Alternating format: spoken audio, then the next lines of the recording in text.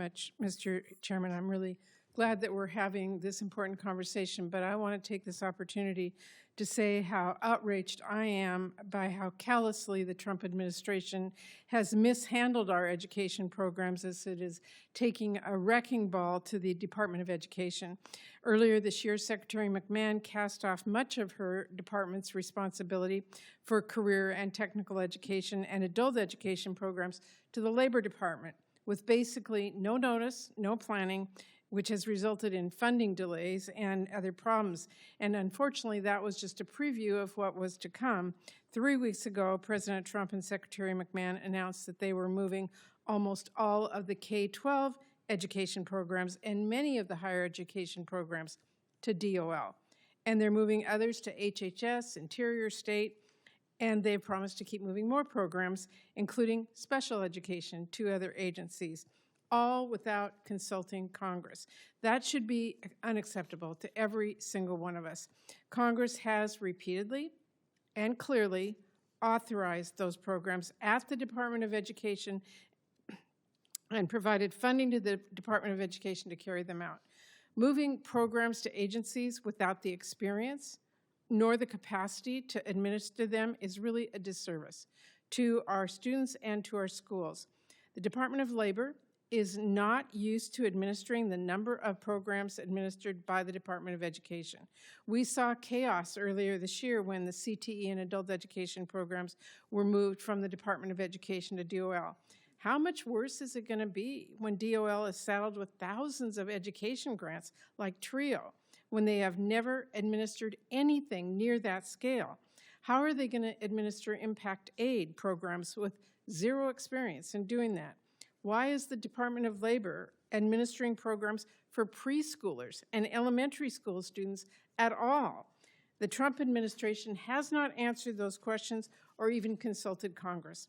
The Secretary of Labor has never testified to how she would administer any of these new programs, and she even failed to explain how she is meeting her existing responsibilities. This is not saving money, it's not reducing bureaucracy, but it is increasing chaos. DOL is already charging Secretary McMahon over $1 million additional dollars to now do the CTE work her employees were doing. Taking over significantly larger and complex programs will surely cost significantly more. But of course, the administration has not told us how much it's going to be. And now we have two separate departments co-managing all of these programs.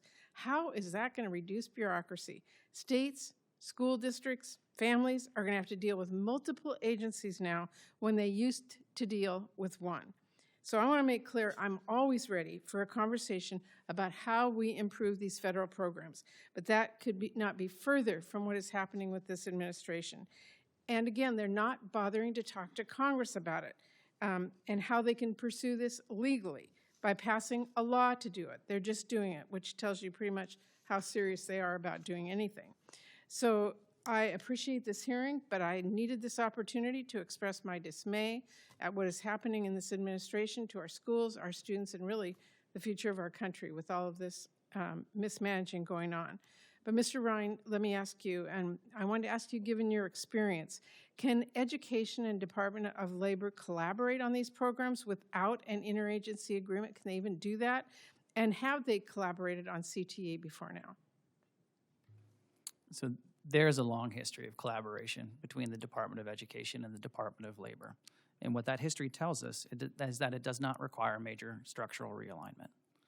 Where states have partnered, where federal agencies have partnered is essentially through a number of instances. So the implementation of WIOA. Titles 1 and 3 exist at the U.S. Department of Labor. Titles 2 and 4, which are inherently education programs, exist at the Department of Education, or used to exist at the Department of Education. There was an interagency working group that worked directly with states and across federal agencies to manage the implementation of WIOA and ensure that our nation's adult education and workforce system was responsive to states. There are also examples where the Department of Education and Labor have partnered to offer and support things like career and technical education. When I worked federally, We offered a number of we jointly issued a number of guidance documents to states that helped them think about the integration of CTE, the expansion of post-secondary CTE to include registered apprenticeship, as well as short-term credential programs, how states could modify their post-secondary funding formula, which states are given the authority to do under the Act, to include, at the time, programs that were not Pell eligible. So there are many instances where the Department of Education and Labor have cooperatively worked together. But in past instances, they've essentially centered states' needs as part of their joint collaboration. And I think that's one thing that we're missing right now, is really working hand in glove with states to make sure that they have the information that they need to lead effectively. Well, thank you. I'm over my time, but Mr. Chairman, I really think Congress needs to look at what is happening here, what's happening to our programs, what's happening to families' access, whether there's any collaboration, how they're putting this together. And clearly, again, it's up to Congress to pass the law. The administration cannot do this without Congress having their input.